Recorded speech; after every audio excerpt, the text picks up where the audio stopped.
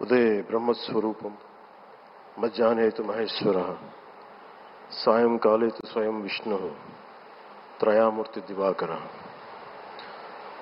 ముందుగా సూర్య భగవానునికి నమస్సుమాంజలు తెలియజేస్తూ యోగ విద్యను అందించిన ఆదియోగి పరమశివునికి, ఆ మహాయోగ విద్యని మనకి పతంజలి మహర్షి యోగశాస్త్ర రూపంలో అందించారు.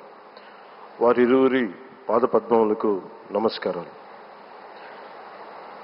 మన యోగ విశిష్టతను, గొప్పదనాన్ని ఋగ్వేదంలో ఉన్న మహానుభావులు తెలియజేస్తే దానిని ప్రపంచవ్యాపితం చేసిన దార్శనికులు మాత్రం గౌరవ ప్రధానమంత్రి శ్రీ నరేంద్ర మోదీ గారు.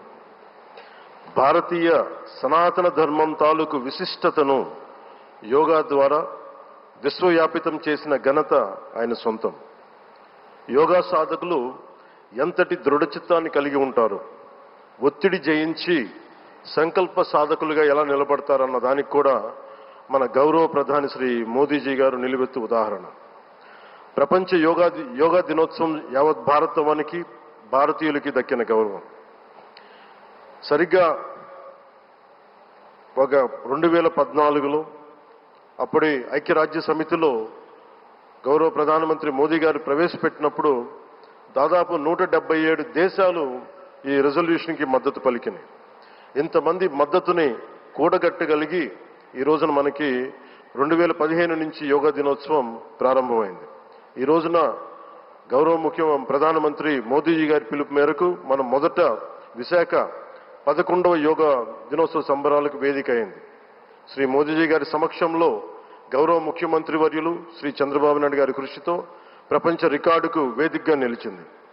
విశ్వనరులు మోదీజీ గారి పిలుపు మేరకు యోగా ఒక వన్ ఎర్త్ వన్ హెల్త్, ఈ ఆరోగ్యం థీమ్ని ఈ వేదిక నుంచి ప్రతి ఒక్కరూ ముందుకు తీసుకెళ్లాలని మనస్ఫూర్తిగా కోరుకుంటూ, ఇక్కడ ఆసీనులైన మీ అందరికీ, ఇక్కడికి వచ్చేసిన ప్రతి ఒక్కరికి కూడా పేరు పేరున నా హృదయపూర్వక వందనాలు, నమస్కారాలు.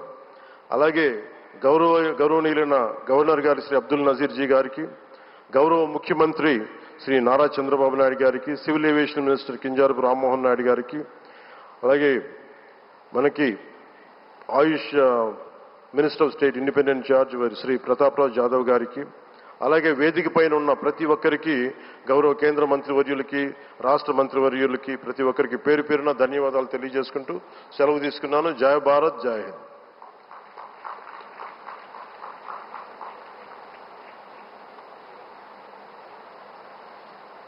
ఇప్పుడు మన గౌరవనీయులైన ముఖ్యమంత్రి గారిని, ప్రధాని గారికి అంగవస్త్రాన్ని అందించి జ్ఞాపికని బహూకరించి స్వాగతం పలకవలసిందిగా మనవి చేస్తున్నాం. శ్రీ లక్ష్మీ నరసింహస్వామి సాక్షిగా ఈనాటి యోగాంధ్ర కార్యక్రమం సరికొత్త రూపం దాల్చి సరికొత్త రికార్డ్ని సృష్టించబోతున్నాం. ముందుగా అంగవస్త్రాన్ని అందిస్తున్నారు ముఖ్యమంత్రి నారా చంద్రబాబు నాయుడు గారు మన ప్రియతమ ప్రధాని గారికి.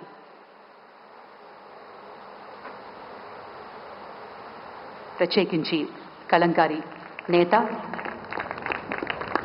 మన మూల విరాట్ అయినటువంటి విశాఖపట్నానికి చెందిన లక్ష్మీ నరసింహస్వామి జ్ఞాపికని బహుకరిస్తున్నారు ఈ శుభ సందర్భాన. అలాగే మన ముఖ్యమంత్రి గారు యోగా ప్రాముఖ్యతను ఎప్పుడూ ప్రోత్సహిస్తూనే వచ్చారు. మందుల మీద ఆధారం తగ్గించేందుకు, మానసిక స్పష్టత పెంచేందుకు, సమాజాన్ని కలిపేందుకు యోగా ఎంతో ముఖ్యం అని నిరూపించారు. గౌరవనీయులు ఆంధ్రప్రదేశ్ ముఖ్యమంత్రి వర్యులు శ్రీ నారా చంద్రబాబు నాయుడు గారి అమూల్య సందేశం.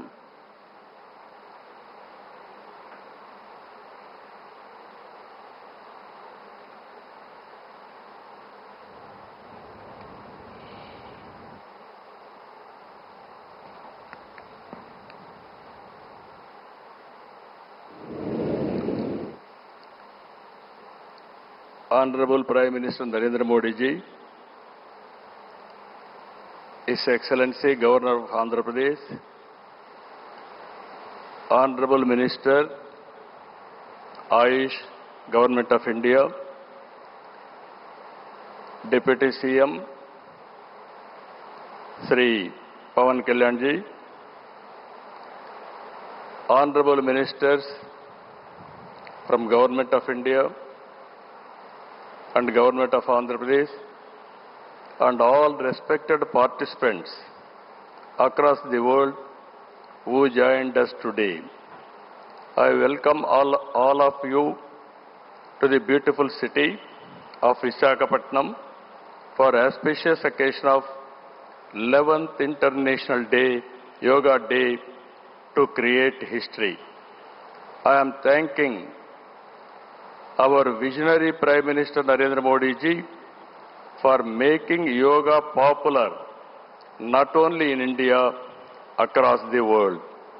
He started International Yoga Day through United Nations and made yoga a global wellness movement.